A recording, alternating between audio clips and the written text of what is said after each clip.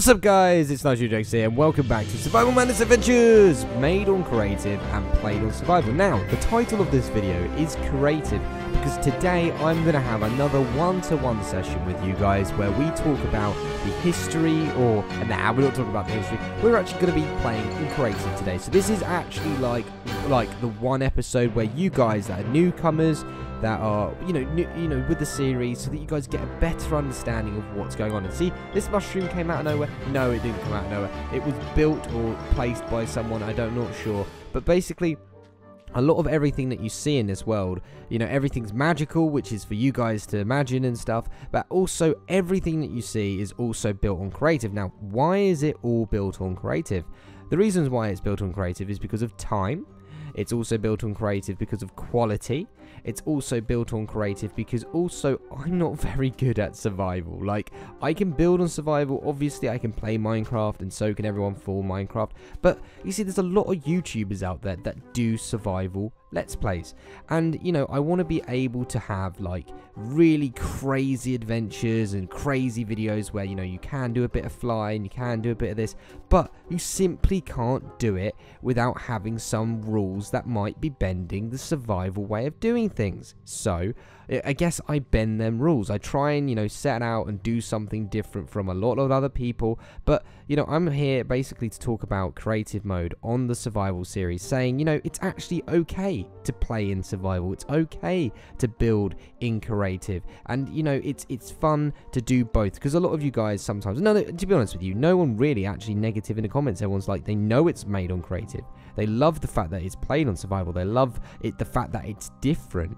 But what's also interesting is the fact that some of you guys want to know, like, why, the psychology, the reasons of why we don't build on survival. So let's talk about time. Okay, so let's compare ourselves to a normal survival Let's Play series. Now, if they built this, just this, let's say from the mermaid little fashion show just to the whole of the trustboard area. Now, that would probably take 1 week, probably 2.5 weeks to do due to landscaping. Think of the hours, you know, yes, some of you be like, I could do that in 2 days, but then you're playing, you know, actual 2 days of 38 hours long of time to get this. Now, to be honest with you, this is impressive, this is important, but what can you actually do? What can you do here? What can we show you guys in an exciting way of, what, 2 weeks of work? We could show you how to build it.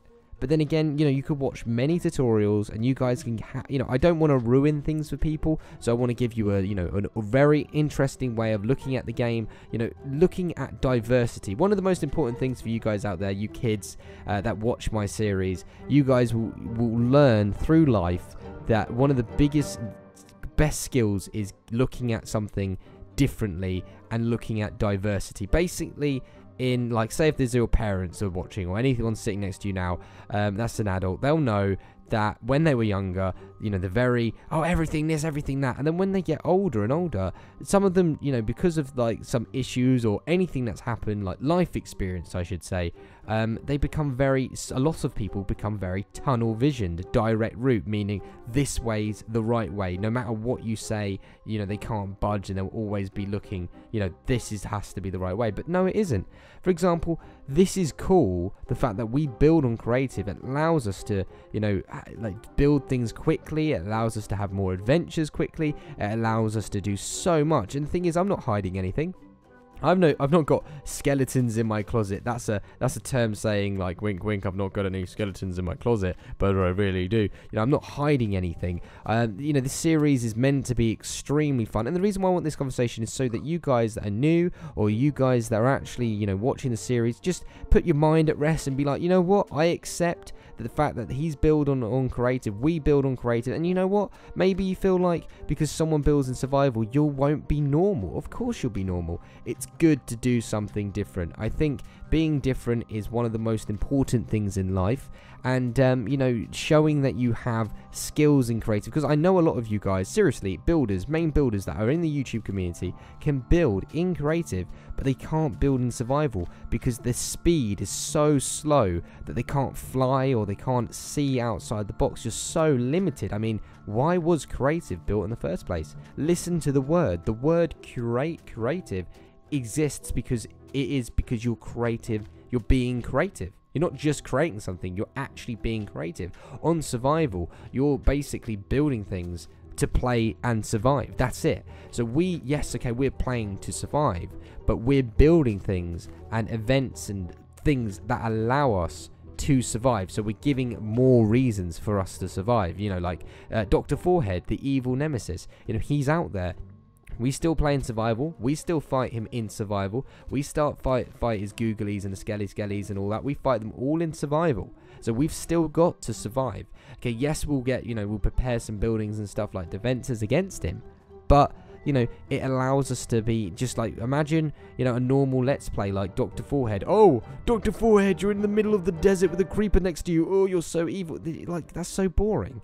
So by making and building in creative allows you guys to be more creative. And hopefully, you know, that's a really good insight with time. Now, why we actually build in creative was linked in a lot of that. But the reason why we build in creative, again, is because we want to stand out. And we enjoy creative. We love creative. We want to play in creative. Sometimes we hate not being in. Like, I love flying. I know that you can fly in survival on Xbox and stuff, and also mods on PC.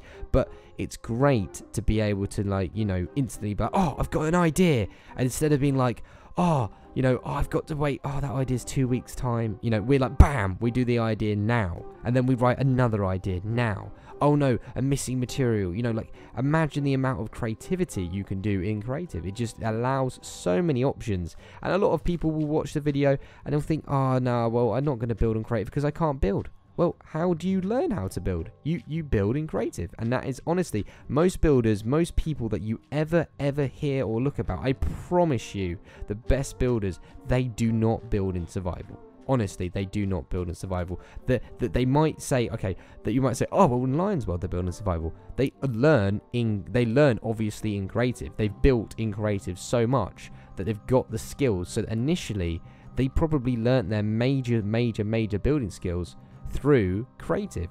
So a lot of you guys, you have to think, yes, okay, but you're playing a survival series, of course. But, you know, just because you're playing it, as long as you're playing in survival and you can be killed by swords, stuff like that, then that's all you need to do. That's what it is. A survival Let's Play series is literally just so that you play in survival. People like YouTubers and stuff, they invent their own rules, just like I'm inventing my own rules for survival madness adventures. And that's what's so great, you see. Lion, my good friend, you know, he does it purely on survival, and I can promise you can look at one of the videos about me getting a cake achievement, and it has been open for years, and you guys know that the world's been open, and I got the achievement. And if you build on creative, the achievement gets taken away from you, and that proves that he has also been. And again, we don't need to prove that Lion builds on survival. We know that world is built on survival. We just know that, right? But it's good that we're not the same, you see. Like, we're in the same universe. He's like my next door neighbor. He's on another island. I can teleport to his world whenever I so wish, and same for him. But it's great that they build in survival, because then you guys appreciate the fact that whatever he produces in his videos, you know what?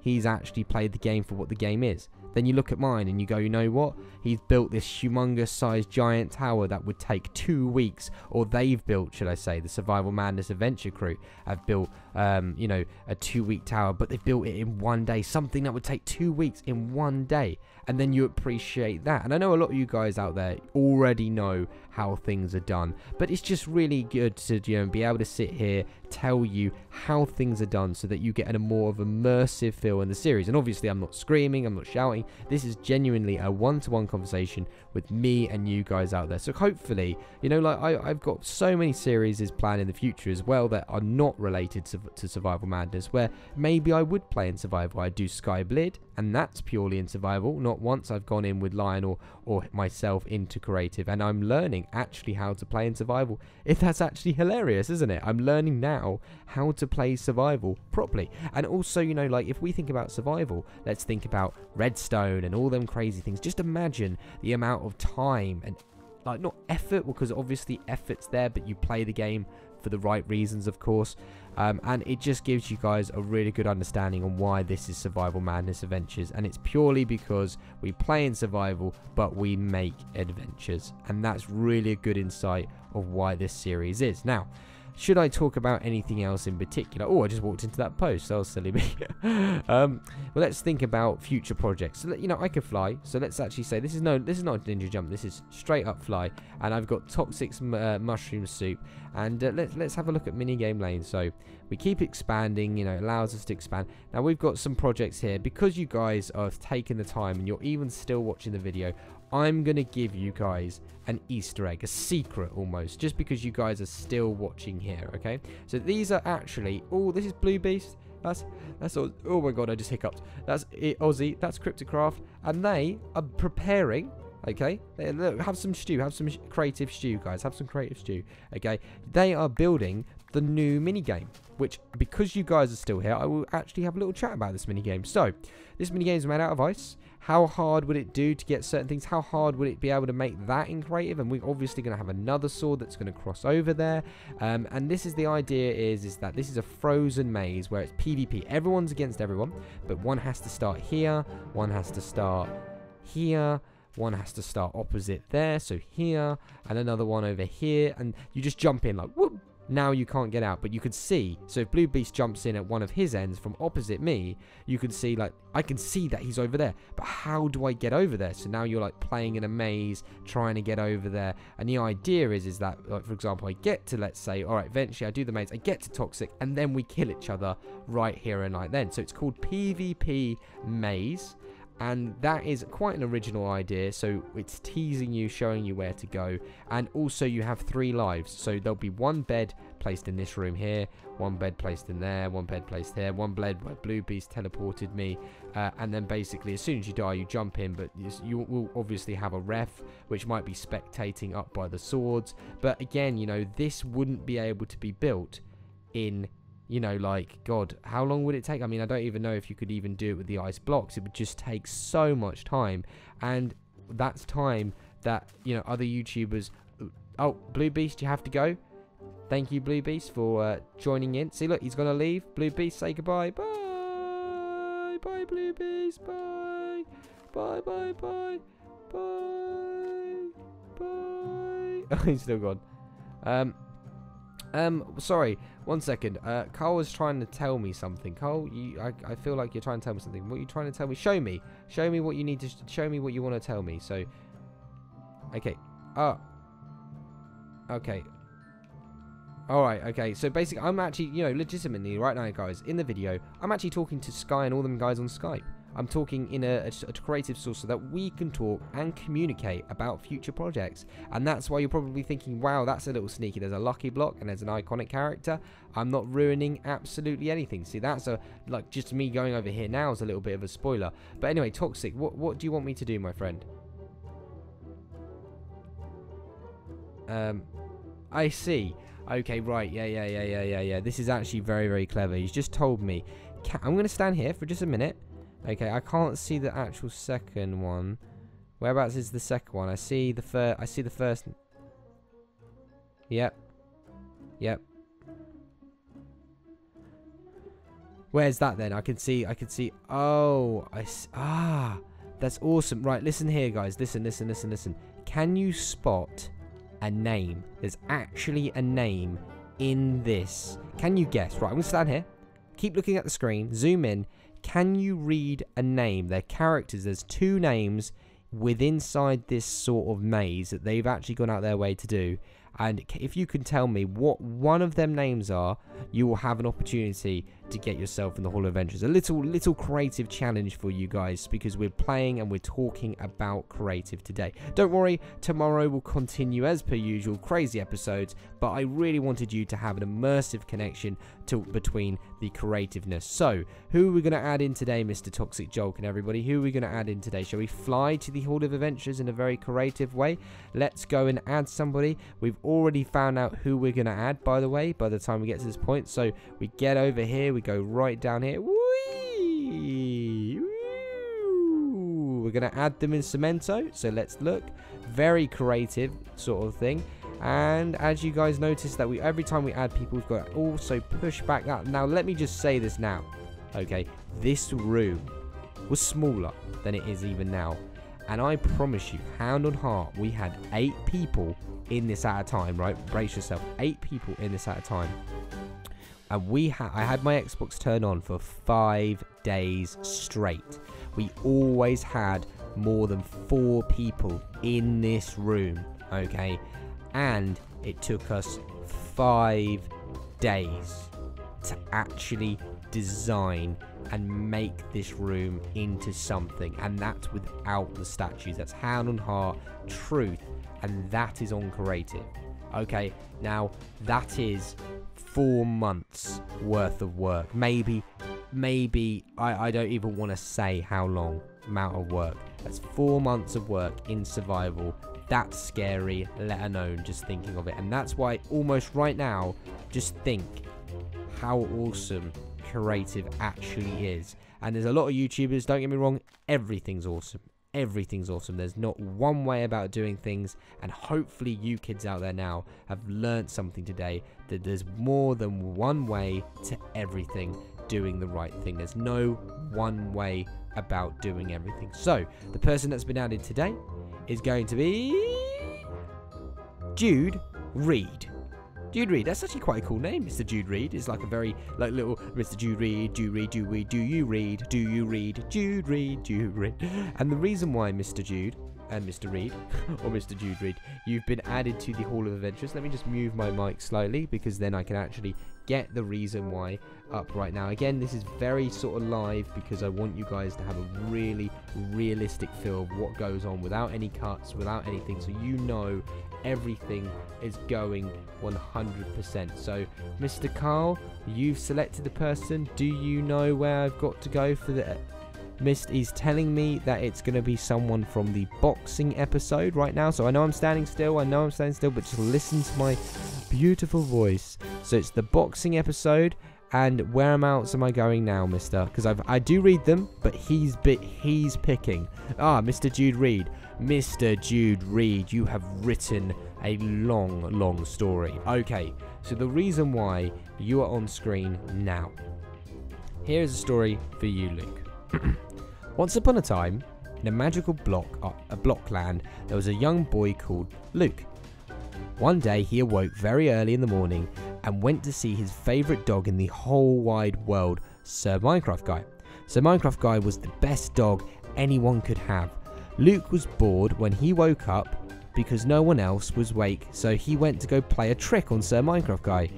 He was really sneaky. He snuck into Sir Minecraft Guy's den and was going to throw water all over him to wake him up.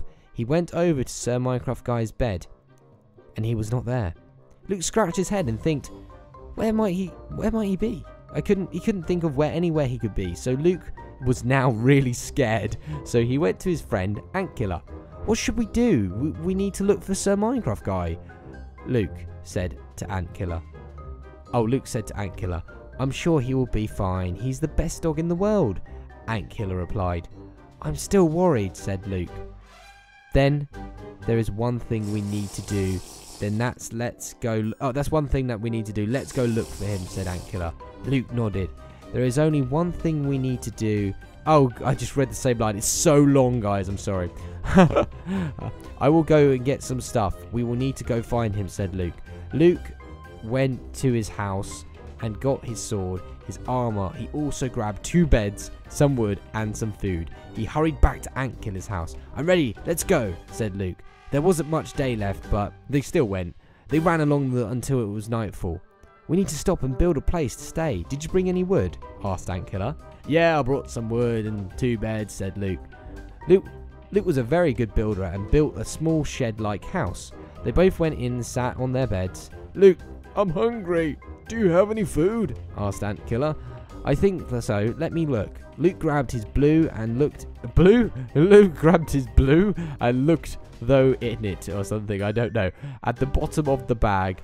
So I guess it says he looked in his blue bag, and at the bottom of the bag there was 34 steak. Sir Minecraft Guy's favourite food. He took it out and gave Antkiller some, and then out of nowhere they heard a noise. It was Sir Minecraft Guy. He listened. Again, you could hear the voice. He said it was, woof woof, I want steak. Luke dropped everything but the steak and ran to their noise. came from the trapped in the cave was Sir Minecraft Guy. A man ran down a secret passage. Luke was just worried about Sir Minecraft Guy. This is really, like, I wish there's a little bit of commas. If commas were involved in some stuff, we would be fluently reading the story. Luke was just worried about Sir Minecraft Guy. He got him out of the cave and gave him some steak. Woof, woof. Thank you, Luke, said Sir Minecraft Guy. It's okay. Are you alright? And do you know that person? Said Luke. No, sorry, said Sir Minecraft Guy. To be continued. Ah, can you add me to Sir Minecraft Guy? Ah, I see. As super silly panda. Thank you. So, no, honestly, guys, this is live right now. This is live for me.